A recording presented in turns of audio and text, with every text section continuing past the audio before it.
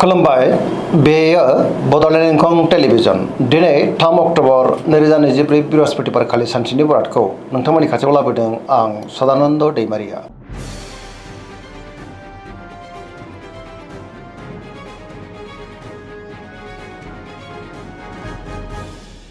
सिगां फरायनो लादों मेष राशि गिबि हांखो अ ल दिनैनि साना जोबोर मोजां। गोसोआ दिनै जोबोर गोजोनगोन। बहानिफ्रायबा मोजां खौरांबो मोननो हागौ। जेरावबो देरहासारगोन। सुथुरखौ दिनै गोरलैयैनो फेजेननो हागोन। बहाबा दावबायनो एबा हान्थिनो खाबु मोननो हागौ आरो मोजाङैनो हान्थिनोबो हागोन। गोसोनि साननायफ्रा दिनै मोगथाङाव जाफुंनोबो हागौ। मावनो लानाय खामानिफोरखौ थि समावनो मावफुंनो हागोन। गोसोआ जोबोर खुसि जागोन। देहाया मोजाङैनो थागोन। रांखावरियाव मोजां होनजायो। बेफार फालांगियावबो दिनै जोबोर मोजां मुलाम्फा मोननो हागोन। आयाबो बांनो हागौ। सोरबा लोगोनिफ्राय थोजासे हेफाजाब मोननोबो हागौ। न'खराव बिसि फिसायनि गेजेराव अनलायनाय फैगोन। बिदा फंबायनिफ्राय हेफाजाबखौ मोननो हागोन। गुबुनजों मोजां सोमोन्दो लाखिनो रोंगोन। समाजाव बयजोंबो मान होजागोन। सेंग्रा सिख्लाफ्रा गावबा गावनि गोसोनि साननायफोरखौ फोरमायलायनोबो हागोन। फरायसाफ्रा दिनै फरायनायाव गोसो दुंखांगोन आरो मोजां फिथाइ मोननोबो हागोन। पजिटिभ एनार्जिनि गोहोम गोग्लैगोन। सरासनस्रायै दिनै साना जोबोर मोजां आरो मोजाङैनो बारग'लांगोन।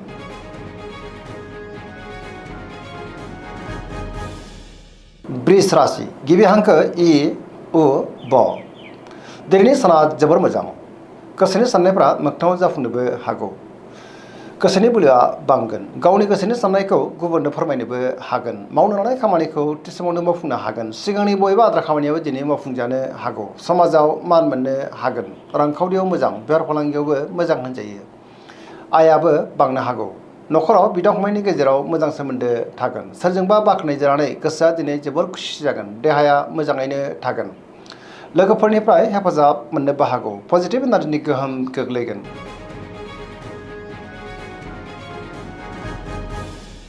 मिथुन राशि गिबि हांखो क स दिनैनि साना मोजां आरो गाज्रिनि गेजेरजों बाबेलांनो हागौ।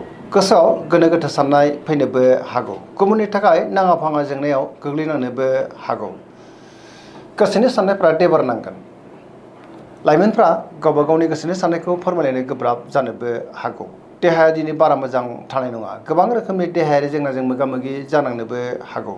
रांखावरियाव मोजां। बेफार फालांगियावबो मोजां होनजायो। गोसोनि बोलोआ लोरबां जागोन। सोरजोंबा रायखोमाजानोबो हागौ। लाइमोनफ्रा दिनै गोसोखौ जोबोर आला खाला मोनगोन। गुबुनजों मोजां सोमोन्दो लाखिनो गोब्राब जानोबो हागौ। नेगेटिभ एनार्जिनि गोहोम गोग्लैगोन।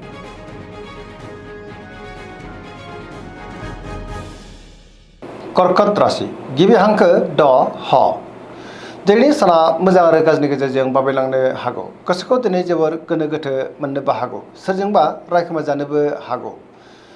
बबेबा जेंनाया गोसोखौ उसुखुथु खालामनोबो हागौ। गोसोआव नेगेटिभ साननाय फैगोन। मावनो लानाय खामानिखौ मावफुंनो गोब्राब जानो हागौ। रांखावरियाव बारा मोजां नङा। नाङा फाङा खरसाया बांगोन। बेफार फालांगियाव दिनै बारा मोजां नङा होनजायो। न'खराव अनलायनाय फैगोन। समाजाव लोगो लेवा बांनोबो हागौ। देहाया मोजाङै थागोन। अब्लाबो नाथाय जानाय लोंनायाव सांग्रां जानांगोन। गुबुननिफ्राय हेफाजाब मोननो गोब्राब जानोबो हागौ। समाजाव मानहानि जानांनोबो हागौ। नेगेटिभ एनार्जिनि गोहोम गोग्लैगोन। मोनफ्रोमबो बिथिङावनो सांग्रां जानांगोन। फरायसाफोरा दिनै फरायनायाव गोसो दुंखांगोन आरो मोजां फिथाइ मोननोबो हागोन।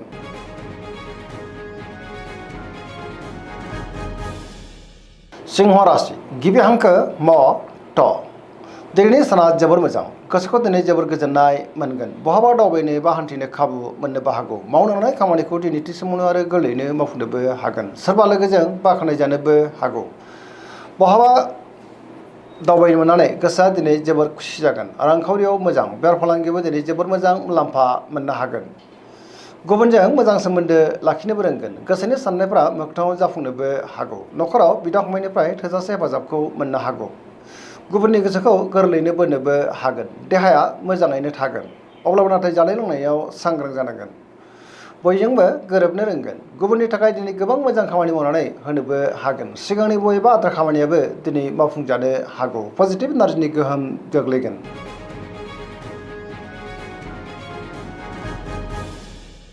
कन्या राशि गिबि हांखो फ ट दिनैनि साना मोजां आरो गाज्रिनि गेजेरजों बाबेलांनो हागौ। गोसोआव गोनो गोथो साननाय फैगोन। नेगेटिभ एनार्जिनि गोहोम गोग्लैनोबो हागौ। गोथों आरो गोग्गो साननो रोंनाय नङा। गियाननि आंखाल जानोबो हागौ।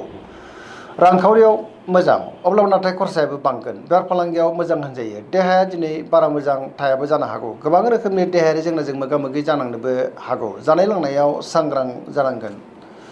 गुबुननि गोसोखौ बोनो गोब्राब जागोन। सोरजोंबा रायखोमाजानोबो हागौ। नेगेटिभ एनार्जिनि गोहोम गोग्लैगोन। लाइमोनफ्रा गावबा गावनि गोसोनि साननायखौ फोरमायलायनो हागोन, अब्लाबो नाथाय सांग्रां जानांगोन।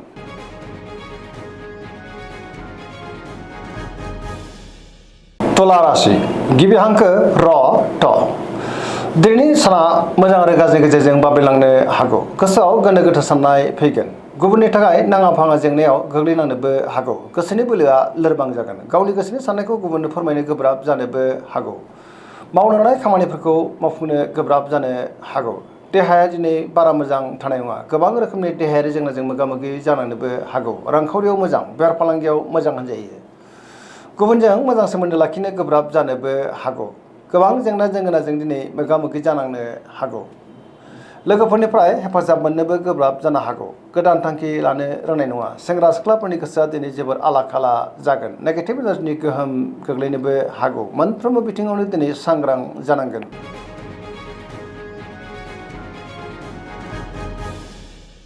वृश्चिक राशि गिबि हांखो न स। दिनैनि साना जोबोर मोजां। पजिटिभ एनार्जिनि गोहोम गोग्लैगोन। समाजाव लोगो लेवा बांनोबो हागौ। गोबां मोजां मोजां खाबुबो दिनै मोननो हागौ। गोसोआव गोथों आरो गोग्गो साननाय फैगोन। गियाननि आंखाल जानाय नङा।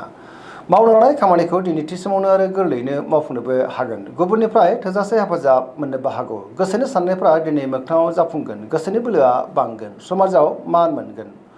न'खराव अननानै फैगोन। रांखावरियाव दिनै जोबोर मोजां, अब्लाबो नाथाय खरसायाबो बांनो हागौ। गोबां मोजां मोजां खाबुबो दिनै मोननो हागोन। देहाया दिनै मोजाङैनो थागोन।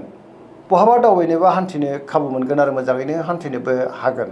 गुबुननिफ्राय थोजासे हेफाजाब मोननोबो हागौ। फरायसाफ्रा दिनै फरायनायाव गोसो दुंखांगोन आरो मोजां फिथाइ मोननोबो हागोन। लाइमोनफ्रा गावबा गावनि गोसोनि साननायखौ फोरमायलायनोबो हागोन।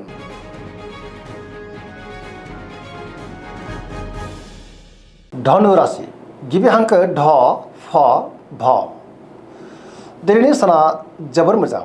गोसोखौ दिनै जोबोर गोजोननाय मोनगोन। गोसोआव गोथों आरो गोग्गो साननाय फैगोन। गियाननि आंखाल जानाय नङा। मोनफ्रोमबो खामानियावनो जाफुंसारगोन। माबा नङा माबा मोनसे मोजां खौरांबो फैनो हागौ। गोसोनि साननायफ्रा मोगथाङाव जाफुंगोन। रांखावरियाव मोजां, बेफार फालांगियावबो दिनै जोबोर मोजां मुलाम्फा मोननो हागोन। समाजावबो मान मोनगोन। बहाबा हान्थियोब्ला दिनै जोबोर मोजां आरो मोजाङैनो हान्थिनोबो हागोन। देहाया मोजाङैनो थागोन। गोबां रोखोमनि सिगांनि जेंनाखौ दिनै गोरलैयैनो सुस्रांनो हागोन। न'खराव दिनै अननानै फैगोन। बिदा फंबायनिफ्राय थोजासे हेफाजाब मोननोबो हागौ। सोरजोंबा बाख्नायजानानै गोसोआ दिनै जोबोर खुसि जागोन। लाइमोनफ्रा गावबा गावनि गोसोनि साननायखौ फोरमायलायनोबो हागोन। फरायसाफ्रा दिनै फरायनायाव गोसो दुंखांगोन आरो मोजां फिथाइ मोनगोन। सरासनस्रायै दिनै साना जोबोर मोजां आरो मोजाङैनो बारग'लांगोन।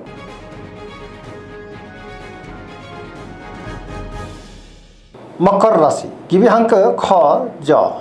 दिनैनि साना जोबोर मोजां। गोसोनि साननायफ्रा मोगथाङाव जाफुंनोबो हागौ। मावनो लानाय खामानिखौ दिनै थि समावनो आरो गोरलैयैनो मावफुंनोबो हागोन। रांखावरियाव जोबोर मोजां, अब्लाबो नाथाय खरसाया बांनो हागौ। बेफार फालांगियाव दिनै जोबोर मोजां मुलाम्फा मोनगोन।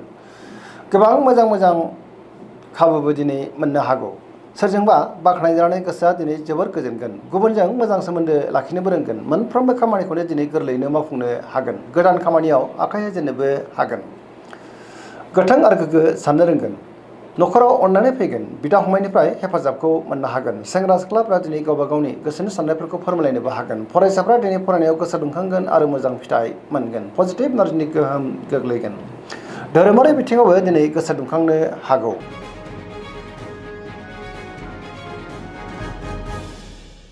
कुम्भ राशि गिबि हांखो ग स। दिनैनि साना जोबोर मोजां। गोसोखौ दिनै जोबोर गोजोननाय मोनगोन। गोबां मोजां मोजां खाबुबो दिनै मोननो हागौ। गोसोआव गोथों आरो गोग्गो साननाय फैगोन। गियाननि आंखाल जानाय नङा। गावनि गोसोनि साननायखौ दिनै गुबुननो फोरमायनोबो हागोन। बहाबा दावबायनो एबा हान्थिनो खाबु मोननो हागौ आरो मोजाङैनो हान्थिनोबो हागोन। समाजाव मान मोननो हागोन।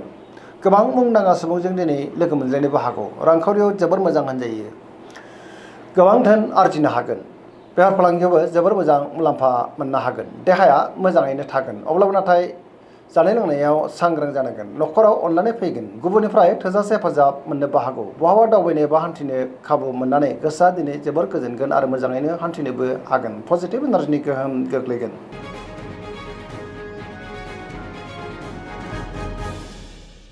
मीन राशि गिबि हांखो ड स। दिनैनि साना जोबोर मोजां। गोसोखौ दिनै जोबोर गोजोननाय मोनगोन। गोबां मोजां खाबुबो मोननो हागौ। गुबुनजों मोजां सोमोन्दो लाखिनोबो रोंगोन। गोसोनि साननायफ्रा मोगथाङाव जाफुंनोबो हागौ। समाजाव मान मोननो हागोन। देहाया मोजाङैनो थागोन। अब्लाबो नाथाय जानाय लोंनायाव सांग्रां जानांगोन। रांखावरियाव मोजां, बेफार फालांगियावबो मोजां होनजायो। न'खराव दिनै अननानै फैगोन। बिदा फंबायनिफ्राय हेफाजाबखौ मोननो हागौ। बिसि फिसायनि गेजेराव मोजां सोमोन्दो थागोन। लाइमोनफोरनि गोसोआ दिनै जोबोर खुसि जागोन। गावबा गावनि गोसोनि साननायफोरखौ फोरमायलायनोबो हागोन। फरायसाफ्रा दिनै फरायनायाव गोसो दुंखांगोन आरो मोजां फिथाइ मोननोबो हागोन। पजिटिभ एनार्जिनि गोहोम गोग्लैगोन। धोरोमारि बिथिङावबो दिनै गोसो दुंखांनो हागौ। सरासनस्रायै दिनै साना जोबोर मोजां आरो मोजाङैनो बारग'लांगोन। दिनैनि राशि फरायनाया एसेनोसै। जोबनायाव बेखौनो खावलायो जाहाथे नोंथांमोना सानफ्रामबो जोंनि बे बड'लेण्ड इंखं टेलिभिजनखौ नायबाय थायो आरो साबस्क्राइब खालामो, लोगोसे लाइक खालामो आरो शेयार खालामो। एसेनोसै, गोजोन्थों।